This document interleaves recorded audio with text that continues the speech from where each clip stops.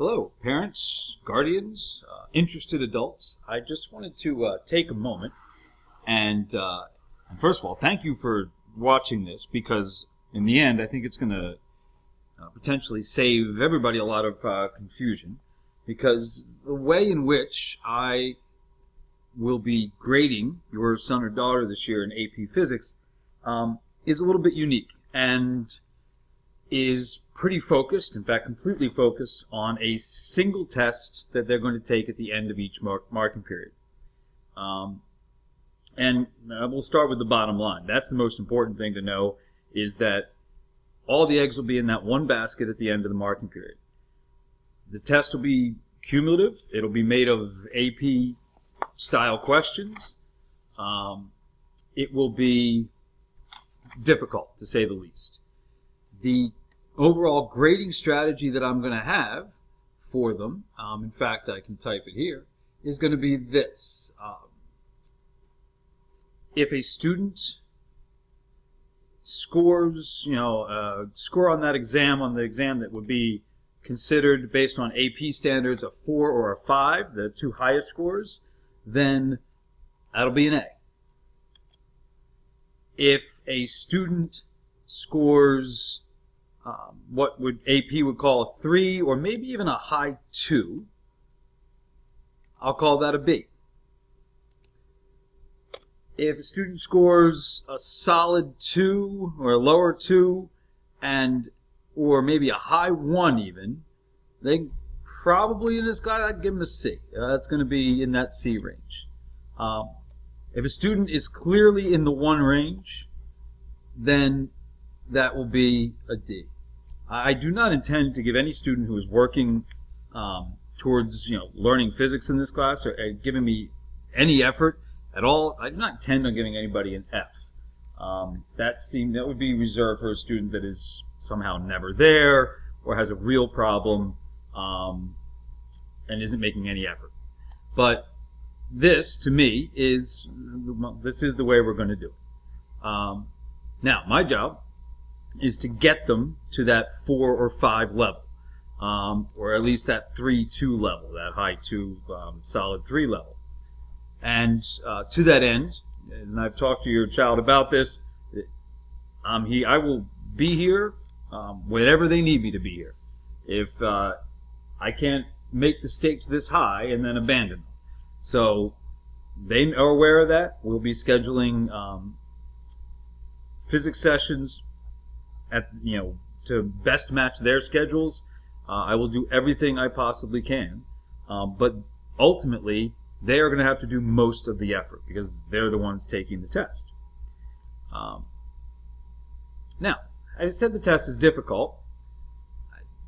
Your student, if they're in this class, is probably somebody that's used to taking tests and getting very high grades on that test. The AP exam is not that way.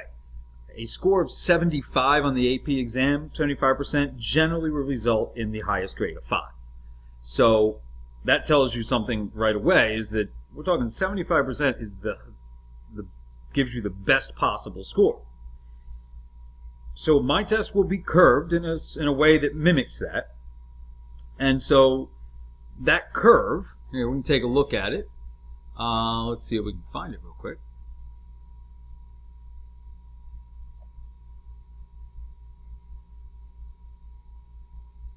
There we go. So, for example, this is just a quick example. We have a raw score on the test going from, God forbid, 0 all the way up to a highly unlikely, to be honest, but impressive 100 on the raw score. And we just went by increments of 5 to make it compact. So, as you can see, the way I'm going to calculate the curve, and I explained to the kids how I did it and everything. I don't think it needs to be particularly hammered through right now. But there will be an equation that will give me the amount of the curve. And yes, it is not a linear thing. Actually, you get more curve the worse you do.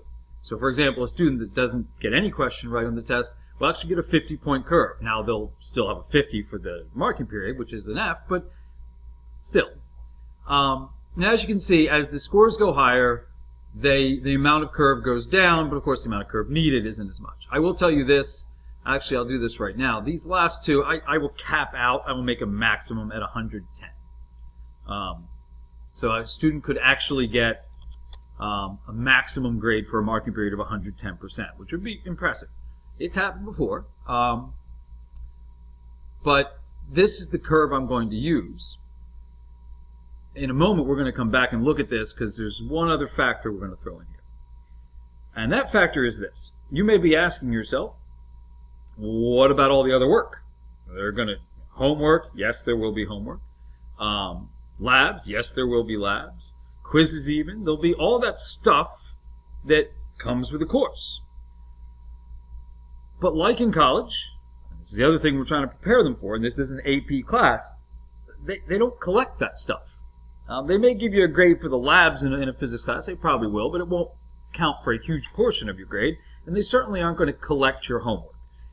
Turning assignments in just to have them done is not something that college professors do. They give a couple tests, maybe just a midterm and a final, maybe if you're lucky a handful of other tests, and that's it. Whatever your performance is on those is going to be your grade. And in college, since you're paying all that money and it's high stakes, you'll find that successful students do all that homework, and even though it isn't collected, because they know that's the way they're going to determine whether or not they know something or not, and how to practice to get better at that. And so I'd love for that just to be the way the kids think of it and say, oh man, this is important. I'm going to make sure I do all my homework, sometimes go back and do it again once I understand it a little better. I would like to do that, but I know that these are, in fact, high school students as well. So I am going to factor it in. Their performance on all that other stuff that isn't the end of marking period test, I will collect it, I'll grade it. Sometimes it'll just be, is it complete? In fact, a lot of the times, did they do it by the time I needed them to do it? And I will keep track of those grades, and that is actually what you will see during the marking period on the home access. This is one of the crucial points. Be aware, that is not their actual grade. So they may have a 90-something%. In fact, hopefully they will, getting all those points they can, but their grade, their true grade for that marking period, really won't show up to right at the end of the marking period when we do the exam. So, how am I going to factor in that work? Well, it's going to work like this. If we add a column in here, what's going to happen is that their average for the marking period is going to be multiplied times whatever curve their maximum curve that they would get. So let's look at a couple of examples and see what I'm talking about. Let's say a student, we will even do this. Let's say this student here, this person in yellow, let's say they get a 35% on the raw score. They are entitled to a 38-point curve. I say entitled to. That would be the maximum curve they could get. But if they only have a 50% average for the class, so they've only done 50% of the assignments to completion, and their average on home access is just a 50%, that's going to be multiplied. So that 0.5 is going to be multiplied, or we'll do it this way. So times their curve. So they're going to take their 35, which would be their score. In fact, we'll just use that column. So we're going to say their raw score plus, and instead of adding the 38, we're going to multiply it times that 50%. So we're going to multiply it times this times the curve. Now let's see if it comes out the way I expect it to come out. And I believe it does. This probably should be formatted again. My apologies. Let's do that.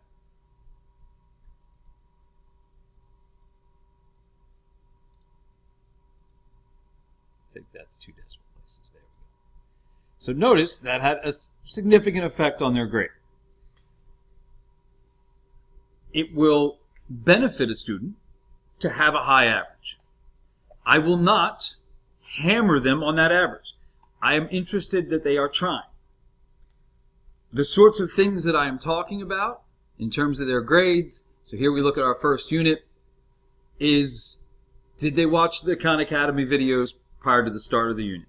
Important that they get introduced to it and get as confused as possible, because then we can rectify all that and it'll stay better if that's the way it works. Did they watch those videos? Did they, these concept questions, I need them to think about them, submit their answers. They probably will be wrong because it's early in the unit, but I need them to think and try. And I need them to do it in a timely fashion so that when we discuss them, everybody's on the same page, and I don't have people looking at me like, I don't know, I haven't done it yet. They have some multiple choice questions that mimic the AP multiple choice questions, not mimic, but are basically. And they have some classic physics problems we have to solve and give answers. It's important to note that, for example, with the problems, here's an example of the ones we're doing here, is that here's a problem, I give them the answers to that problem. Now this baffles some students early on. They're like, well, why would you give me the answer? I'll just write the answer down, I'll get credit. Okay. The process is what's important. I give you the answers because you need to know if you're doing the process right. If you're home and doing a problem and you think you've done it right, you need to know. Pretty much I'm guessing in this day and age that everything that your student might see in these assignments is probably the answers to them are online somewhere. A student could probably go in and get 100% or close to it on all this stuff by just flat out taking from the internet and copying from their friends. But they won't know any physics. And that's what I want. I want them to know physics. So that student may have a huge grade in e-school going into the end of the marking period, but will in all likelihood, if that's the way they've been going, get a very low grade on the exam and still not do well, and then not do well for the course for that marking period. And I want to make sure that parents are aware that they could be looking at their child's grade in home access and it could be a 98%, and then 2 days later at the end of the marking period it may be a C or a D. And I need parents to understand why and what the reasoning is behind this. And students, trust me, I've made them very aware that this is the case. After talking about it for 2 days now, I suspect that a student might be very delusional to believe that that would actually be their grade. What I've said to students real quick is every opportunity in this class is an opportunity to learn physics or not. And if they have a multiple choice question that they got wrong and they ask a friend, hey, I got B, what did you get? And they say, I got the right answer, I got C. If they end the discussion there and the person goes in and fixes their answer on the computer and types in C and gets full credit for it, but they never have a discussion about, well, why? Because I really thought it was this, and this is why. And they never have a back and forth. They never discuss the physics in place. They've made a decision to not learn physics. And the only way I can honestly assess that is if that's what they're doing, is with a single test. I need to know all stakes, everything on the table, what do you know? And if they're considering that all the time, they will feel confused most of the time. But that's okay. When you're learning a subject like physics, that's just the first step in learning it. You're going to feel confused and overwhelmed. No big deal. Just stick with it.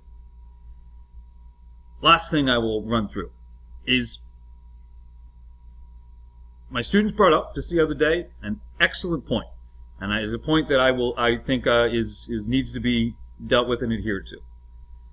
Their point was, all right, so what if in the third marking period, or fourth, one of the last two tests, even though I might have done very poorly in the first two marking periods, what if in that third, I finally starts all clicking and I'm working real hard, and I get an equivalent of a 4 or 5, and there's that third or fourth marking period test, one of those last ones. And I have to admit, they're absolutely right. If at the end of this thing, their last grade is higher than the other ones, and they get an A on the last test, even though they maybe got C's and D's in the first two, I will go for the year, I will use that last grade. It is the only fair, given the logic I put out here. So, bad grades in the first and second marking period can be overcome. It is going to require a lot of work and a lot of effort in learning physics, but that does seem to me to be a very fair case. So the yearly grade for the year, if their tests are all roughly the same, we'll average them, or if their last test, God forbid, are lower, I'll average all of them, and that will get their final grade for the year. But if their last test is a grade higher than their others, then we will go with that grade for the year, because that seems to me, like my very bright and conscientious students pointed out, that would be the fair and correct thing to do given this path. And I think that's exactly what we would do. So I just wanted to make you aware. Thank you for listening. I know it's been a little long. If you have any questions, shoot me an email, and I will be happy to let you know, or visit me if hopefully this gets to you before open house. Visit me at open house. I'll try to explain more clearly. Talk about it with your son or daughter. Make sure they're very aware. Make sure there's plenty of communication here so that nobody is confused or overly frustrated at the end.